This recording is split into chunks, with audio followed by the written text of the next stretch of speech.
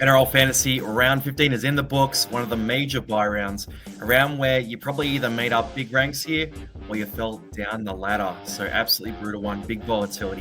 We're going to start tonight by looking at the top scorers of the round, and then we'll jump into game by game and break down the stats that matter.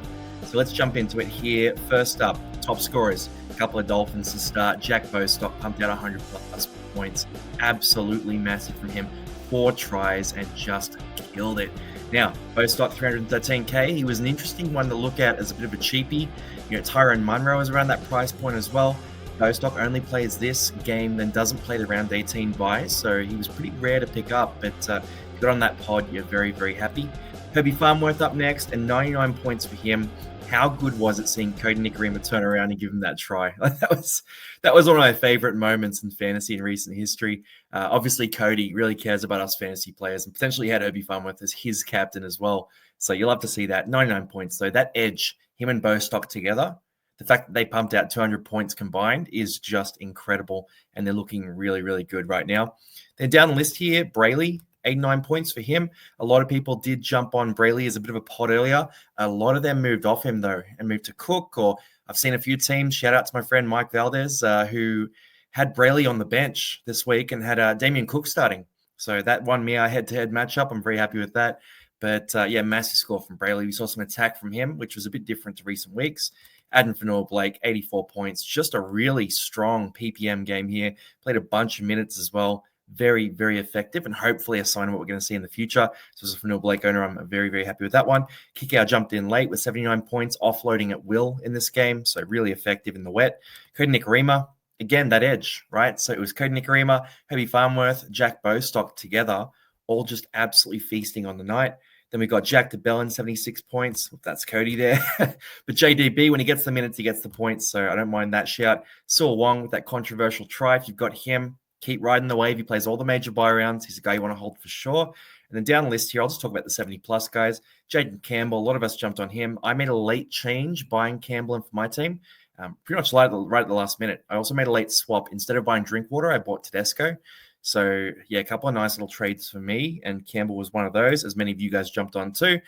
Britton Nakora, a lesson in keeping the faith, 74 points. Those of you who held on and kept him in your starting side, you reaped the rewards here.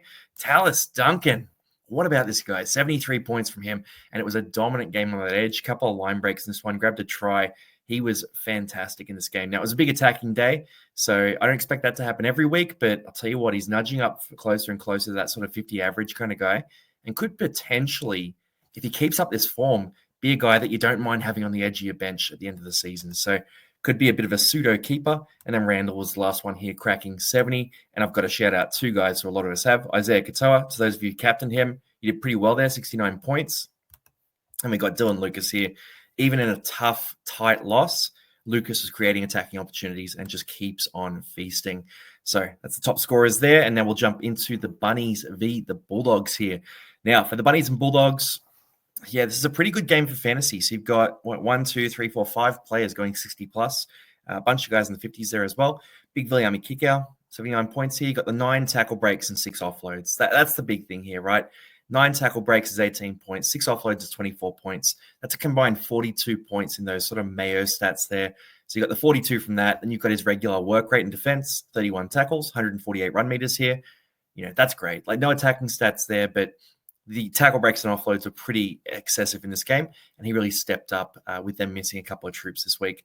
Duncan, so again, looking at the stats here, the try, the line breaks there. But the encouraging thing here is 36 tackles, really solid. He was on about 15 tackles in 15 minutes at the start, but that's a great defensive work rate there, and 132 run meters. So on base stats there, you're looking at close to 50, and you add a bit extra to go to 73.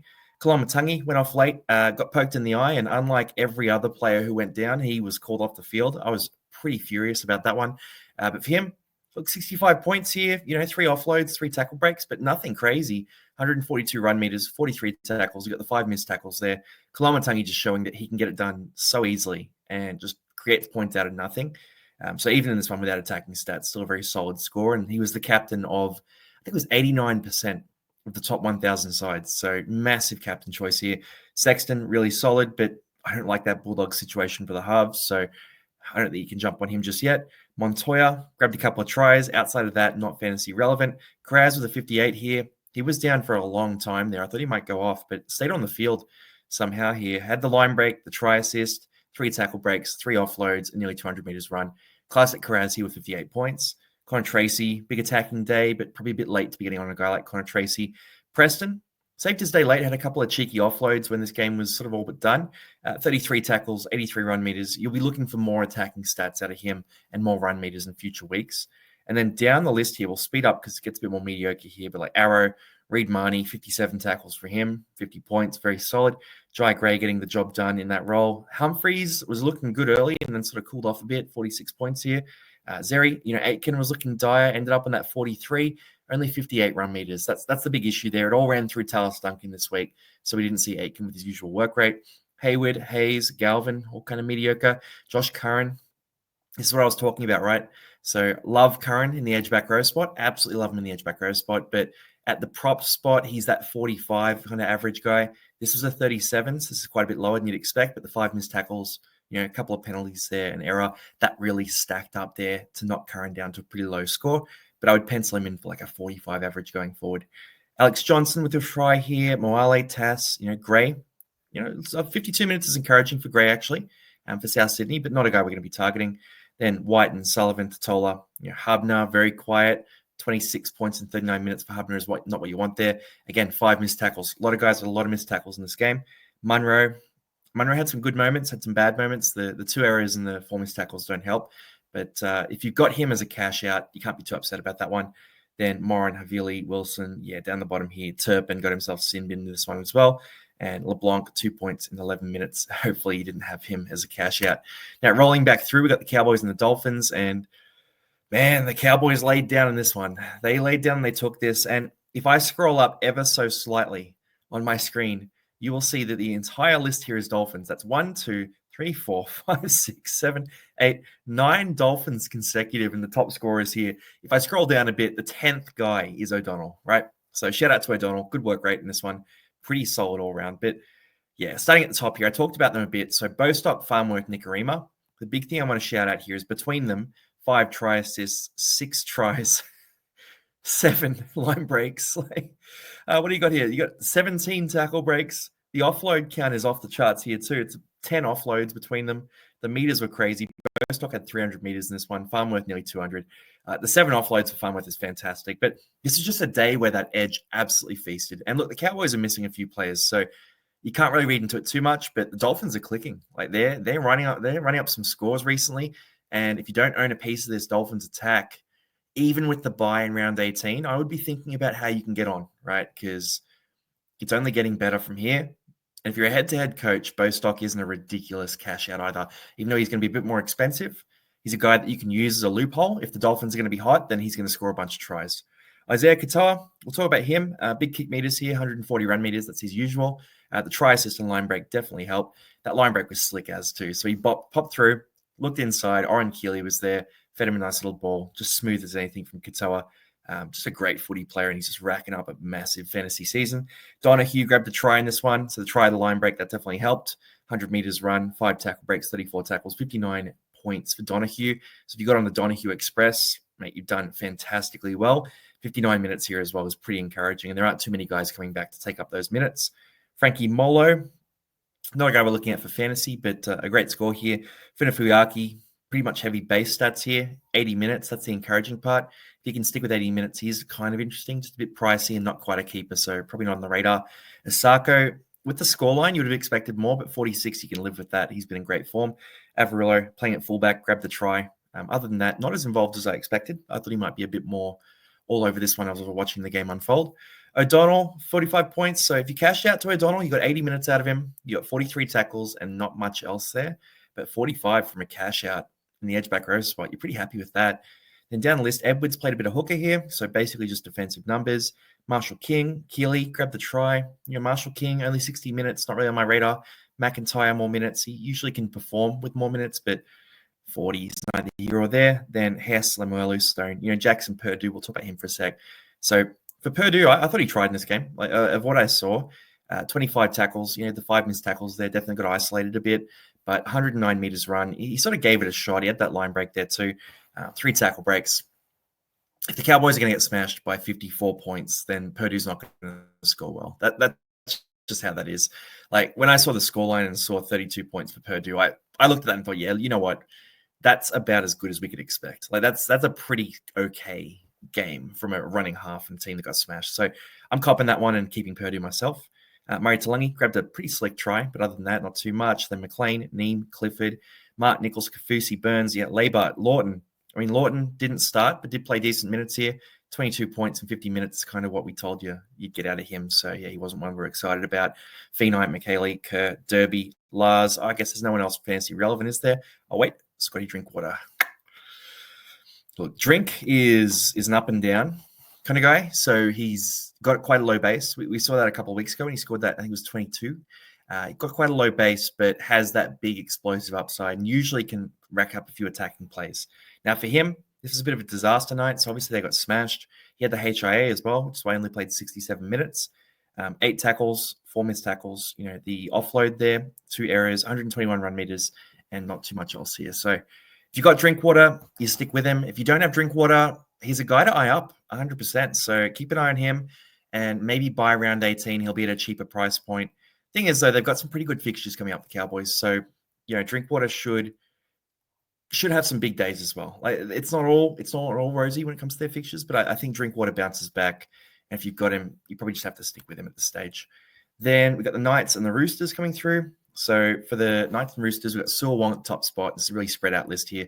Very close game. Just not a lot of attacking footy played in this one. But Sewell Wong, 76 points, 57 tackles. You love to see that. And you take the try as well.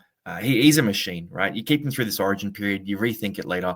But he's looking like a pseudo keeper at this stage. Dylan Lucas, one of the best back rowers in real life, one of the best back rowers in fantasy. And you can play him at center. I got nothing else to say. Like, you know, line break here. That line break was off nothing. Like, he just got fed a bit of early ball, put a bit of a step on before he caught the ball and was slick enough to get through. 34 tackles, none missed. 3 tackle breaks, 233 run meters.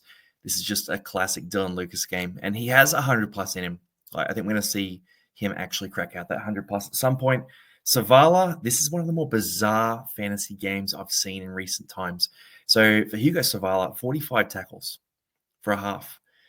Just bizarre. Very, very strange. And like, look, I guess they were targeting a bit of traffic down there, but 45 tackles, 3 missed. That's a great defensive work rate. And then you got all the kicking as well, 600 kick meters here, 45 run meters, not a lot of attacking stats, anything like that. 63 points without attacking stats. I think this is a blip on the radar. Like, I don't think you can really read into this game as much. I think you've got to sort of go, if you're a Savala owner, which I am, many of us are, you just sort of take this one and go, all right, cool. Happy with that. I like that. I'm not going to expect that every week. That's kind of where we got to go with this one. But 63 is a blessing, and he's going to make a bunch of cash for us. Phoenix Crossland, played at lock, 54 tackles, 62 points. If he plays lock for 80 minutes every week, he'll do well. I just don't expect him to have that role long term. Hastings grabbed to 56. He's a guy who can motor, 100 meters plus run. Dominant kicker here too. Defensive stats were solid. If he keeps that spot in a draft league, definitely very relevant there. Blake Steep, this is a tough one because Steep is a guy I'd love to have on my fantasy side, but he's just quietly gone away and made himself 250K this year. 54 points. It's going to be tough because at some point we are going to get him in fantasy. And at some point, he's going to be a bona fide top-tier gun. You're just going to have to pick the year where the Roosters really lean on him as a starter. And it could be next year, potentially. But it could be something that takes a bit of time here too. So I've got an eye on Steep. He's a worker, PPM machine, and 54 points in 56 minutes is classic for him. Jimmy Tedesco, oh, man, I wish he had the try assist from that Feketi try. Like, obviously, Feketi ran 60 meters, step the fullback. All that. It's a bit of BS for me, but man, I'd love if he had 2 tries this year. Look, 53 points for Teddy. 5 tackle breaks, 253 meters run. This is just classic Tedesco. So the 253 meters, the 5 tackle breaks, a couple of offloads here, try assist. That's him without the big explosion, right? So Tedesco is primed, and if you need a wing fullback and you don't have too many Roosters in your team, then Teddy's a great option. Then Kai Pearce-Paul with a 51. This is a bit of a nothing game for KPP. 37 tackles, 2 tackle breaks, got 2 missed tackles there, 1 forced error and 100 meters run. That's KPP just sort of rolling out, doing his work, making 50 points. He has the explosion in him, but it just didn't really open up in him in in this game for him. He nearly had that try at one point, though. He got fed a nice little short ball, and Sandon Smith made a cracking legs tackle on him. But when I watched that, I sort of thought, oh, KPP, come on. And he nearly stepped out of it. Like, that would have been nice if he grabbed that try, because that would have bumped him up to like 70 instead. Brayley showed that he can still do it when he gets the minutes here. So 72 minutes, 51 points. If Brayley gets the hooker role, he's very interesting, but it's just unlikely that he will get that role because Phoenix Crossland's preferred and Brayley leaves end of year. Then Noani Tuase grabbed the 48 here without attacking stats. So again, very solid base from him. He's looking like a borderline keeper at this stage. So just keep an eye on him, keep him for round 18 and see what happens then. Nafahu White, 48 and 55. That's classic Nafahu White, 32 tackles, 180 meters run. Got the offload in there as well. He's a machine. Keep him for round 18 for sure. Dom Young is off to the Knights. I believe it's going to happen basically this week. So I don't think he's that interesting at the Knights. Like, their attack is not producing a lot lately. So Dom Young, as much as I think we will see some highlights from him at Newcastle, I'm not jumping on for fantasy, and they don't play round 18. So not for me. Then Egan Butcher played some minutes. A lot of Chooks fans are a bit upset with Butcher. But, good fantasy stat line for him, 46. Kyle McCarthy grabbed the try in 44. Fiketti grabbed that beastly try, grabbed 44 points as well. Dan Tupou, for Iolu, 43 points in 43 minutes. If you got on him as a cash out, that is delightful. 43 and 43, you're taking that to the bank. That is beautiful. And really, if you're a Jazz owner, you need a hooker for round 18 and Jazz. I would start to think about it. Like, I actually think Jazz to Iolu could be a trade that's on this week just to free up some cash. So if you're somebody who does need cash, that PPM is fantastic. But look, Jazz is a machine as well. That's the issue. My concern is Jazz has that bye this week. He's had the HIA as well. So I'm just a little worried. And at some point, we're going to want to cash Jazz out. So this could be an option you follow, or you could wait and do it later on as well. Gagai with the 42, Docker Clay, the 40 and 58 is nice. Schiller, 36, Jones, Cogger, Radley. Radley went down with that HIA. So 30 points in 34 minutes. He was on track for a very big game here. Big defensive work rate from him, 20 tackles in that 34 minutes, 51 meters run. That's a tough one. If you're a Radley owner, you've copped a bit of bad luck here. But he will be back for round 18, so you probably stick with him. Then Croker, Fletcher Hunt, got cooked on that step, I will say. Fiketti absolutely cooked him. Thomas Cant, Sandon Smith, Sandon, the 5 missed tackles really numbed down that score. But, man, Sandon, I will say that tackle on Kai Pierce-Paul was an absolute cracker. I'm a big Sandon Smith fan. I think he deserves to be starting somewhere, and I hope he comes to Parramatta next year. That's my hope. Then Billy Smith, we got him at 27 here. Mazu, bit of an injury for Mazu at the end. So he went off. I think it was a bit of a shoulder sort of looking issue. Wait for some official word on that one. But Greggy Mazu is a guy who, if you've got him in your team and he's injured and he just scored 26, it's probably time to sell at this stage. McEwen, we got a few other guys down the bottom here that, really aren't super fantasy relevant. The Chooks get a bunch of guys back. The Knights get a bunch of guys back. So both those teams are going to be beefed up in the forward packs. Now, we got Titans and the Seagulls, and what an upset this one was. I got this one completely wrong. And look, to be fair, my fantasy predictions weren't that far off. But the score of this game, I thought, my whole thing before this game was Manly are going to dominate this game. Ruben Garrick, great option to bring in this week, like awesome option. Tommy Turbo, there'll be a chance for him to attack. We could see the DCE revenge game, all that sort of stuff. I bought Jaden Campbell though at the last minute, so grabbed that 75 points. He was a great option this week, but the break even was pretty high, so it wasn't a desperate rush. He doesn't play round 18, so if you don't have him, don't feel too bad. But this is a nice game from him. The try assist. You got the 5 tackle breaks there, nearly 700 keep meters. Like he's absolutely motoring at this stage. 100 meters plus run. Campbell's rolling. Randall, 72 points. I'm not going to read into Dave Fafita is back very soon, so Randall will be irrelevant at that point. Ruben Garrick grabbed the 2 tries. So 2 tries very early. Nearly had a 3rd try in the first half, which is crazy when you look at the scoreline. But Ruben Garrick, this is a bit of a bounce back game for him. I was hoping for a little bit more when we saw the start because he was red hot to start. Manly just didn't create any attack after that, and he couldn't make his goals either. So, as a Garrick owner, I wanted a little bit more from this game, but I'll take 63. Like, you're not going to complain about 63. It's just he's been a bit off the boiler recently. Bo Firma, if you got him, don't complain about 60. That's absolutely delightful. Got the try saver there, and just a solid line across the board. So 37 tackles, 4 tackle breaks, 156 run meters. Bo Firma is getting it done across the board. Then Brian Kelly, 53, DCE, 52 points. So for DCE, 29 run meters is not encouraging at all. They just didn't get a roll on at all in this game. And for DCE, that meant that there wasn't much opportunity for him. And he couldn't really turn it around for them against the Titans there. So, yeah, you take the 50. And I wouldn't crucify. I think I've seen some people sort of crucifying DCE over this performance. I thought they just got beaten across the park. And, DCE wasn't exceptional in this game, but he had some good moments. And if you got on DC as a pod, stick with him. Ride the wave for sure. Then Brimson, 52, had some nice attacking plays. That kick return was delightful. Cam Pereira with a 52, 2 tries. He's actually quietly becoming pretty effective in this stretch. Luke Brooks grabbed a 50. Cleese Haas, solid, played a lot in the middle there. Big defensive work rate, 6 tackle breaks helps. Jolliffe, Campbell Gillard, these guys are boosted with no Tino, no Fodawaker. I wouldn't read into it. Tolu Kola with a 45. He's actually been very involved even at center this year as well. So one that has sort of quietly taken a step up this year. Bullimore, 45 and 40 is solid. If he ever gets a big role, he'll be really interesting for fantasy. Tommy Turbo. As a Turbo owner, it's a mixed bag for me, this one. So the base stats have been good the last 2 games he's played. He sort of scored that 40-odd. For him, he had 1 offload in the first, 11 rounds of this season. And he's had 5 offloads in the last 2 games. I'll have to double check that stat. It's something ridiculous though, like that. So his offload count has gone up a bunch. 250 meters run here. 1 tackle break in this game. He had a lot of opportunities where I think other fullbacks would have scored tries. Not a lot, but there was a couple that I can think of here. So for Tommy Turbo, he's not quite playing at 100%. He's not fighting through those tackles the way he used to.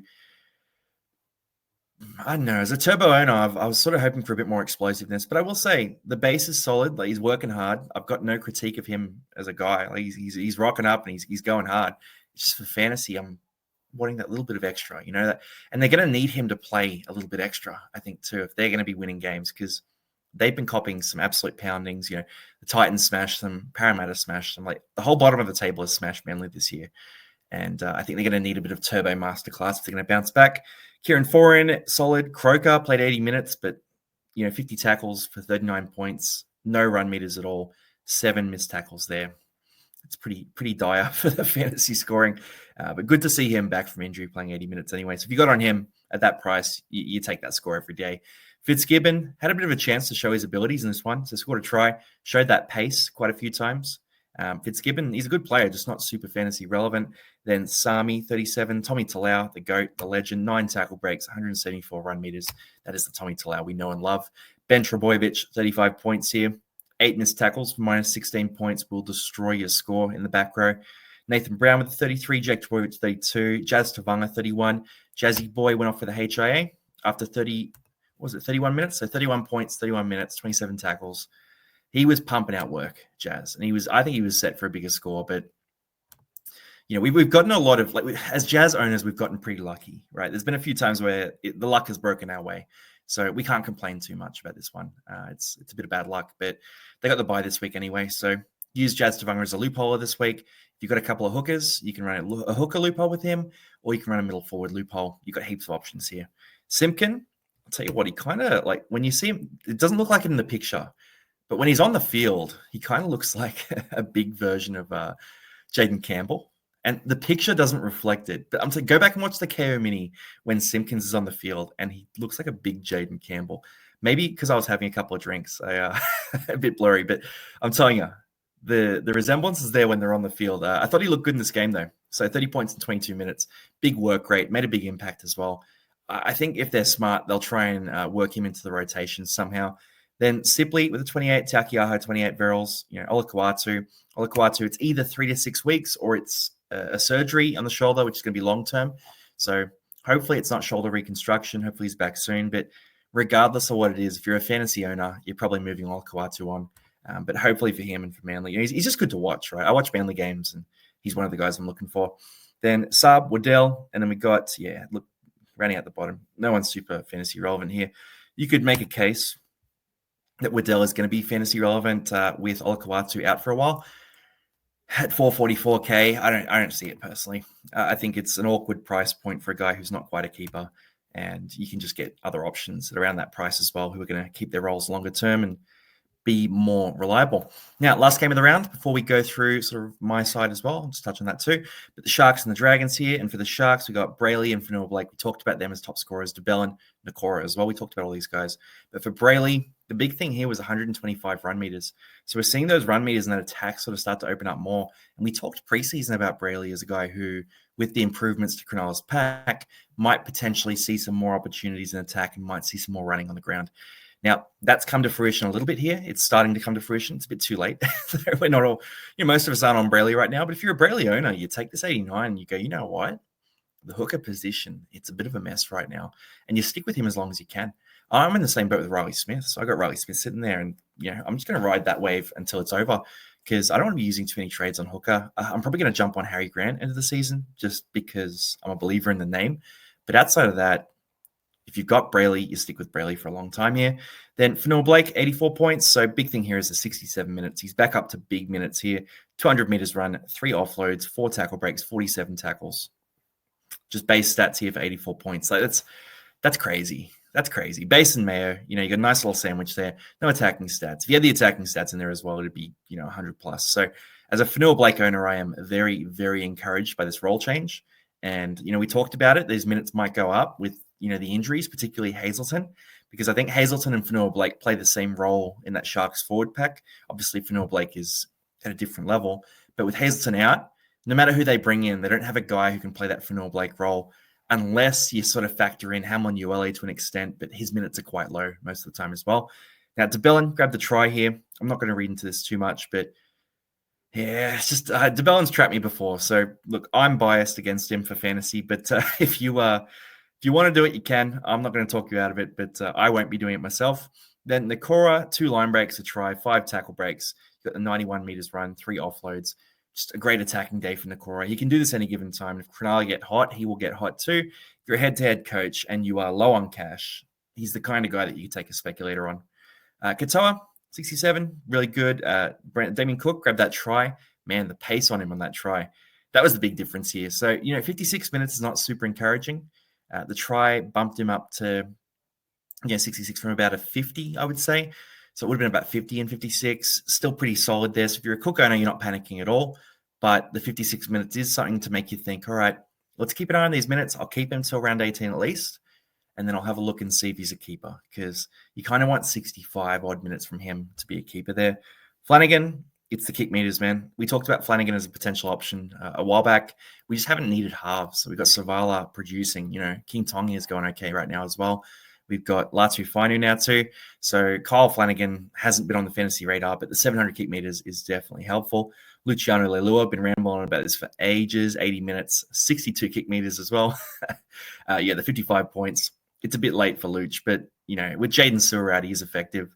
Then Trindle, 52, McInnes, only 50 minutes for McInnes, so it's a bit of a drop-off for him. And if you're a McInnes owner, you're probably thinking about selling potentially this week, or you might hold him. Just have a look at that, but he doesn't play round 18. He's not quite a keeper, so I'd be considering it. Wilton with a 51. Couchman played on the edge, just not quite his day. 39 tackles, 121 run meters, a couple of demerits there with missed tackles. Yeah. I'm not super worried at 702K. Covers the buy round, still position, all that sort of jazz. Not regretting this one, but it will be good when he moves back into the middle forward spot because that's where his PPM is crazy. King Tonga, a bit of a breakout game. Grabbed that try at a try saver. 4 tackle breaks here too. Still a bit low on the meters run, the kick meters there, but he's showing that talent. He's definitely the guy for the Dragons. So they're going to keep him there. And 46 points. You probably loop that in. The issue is you probably looped it in over Savala, so you're probably pretty upset, actually. I looped in Nico Hines 45 here over Savala, which, upon reflection, I kind of regret. But, man, it was a low-scoring, grindy game. The 45 tackles Savala, I can't regret it too much. And Nico here, there were some signs of life here.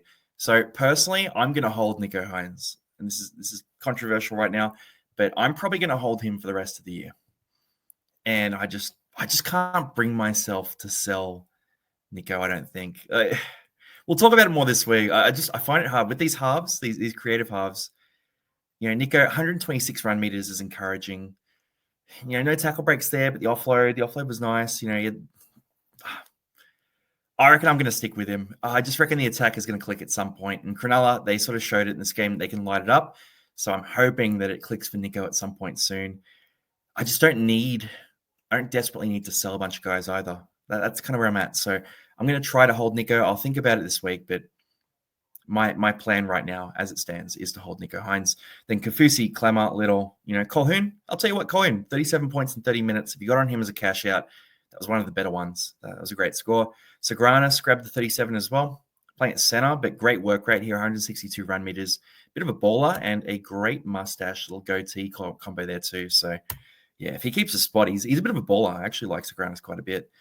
Jesse Ramian, the sin bin doesn't help there, but before the sin bin, he was on track for a big score. Then Mulatalo, Gula, Hamlin-Uele, Gutho, 27, very quiet from him. Sorry, casual ballers. Sully, Sele, Talakai, Sloan, Kennedy. Yeah, Kennedy really quiet here. Lawson didn't do much. Look, there's not much to talk about here. The Dragons got run over a bit, and Lawson just wasn't super involved in the attack.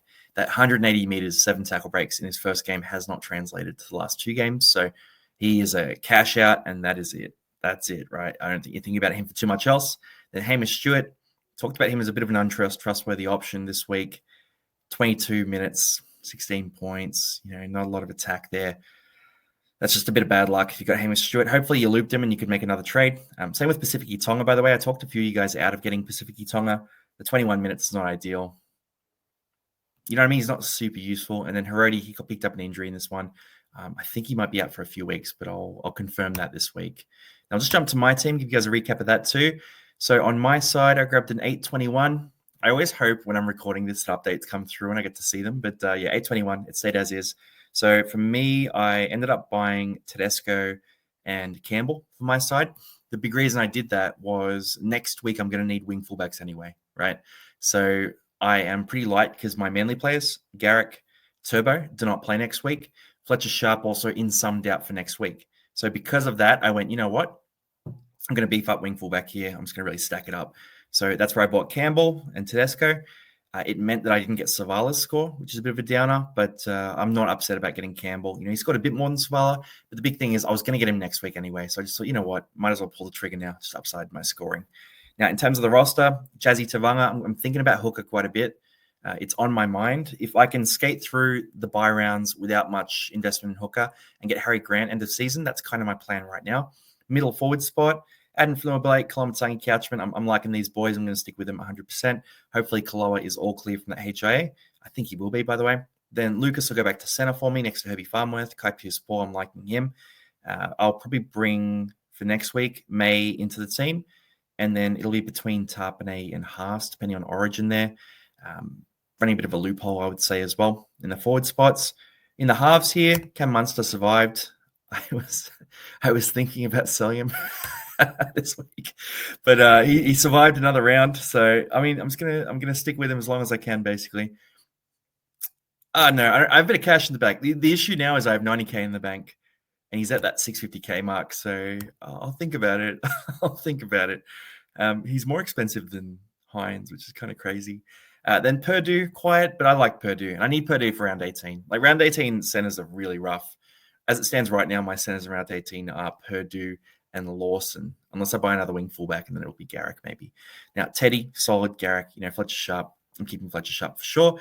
And I sold Cleary this week too. So that's how I've funded Campbell and Tedesco for Cleary and Tamale, right?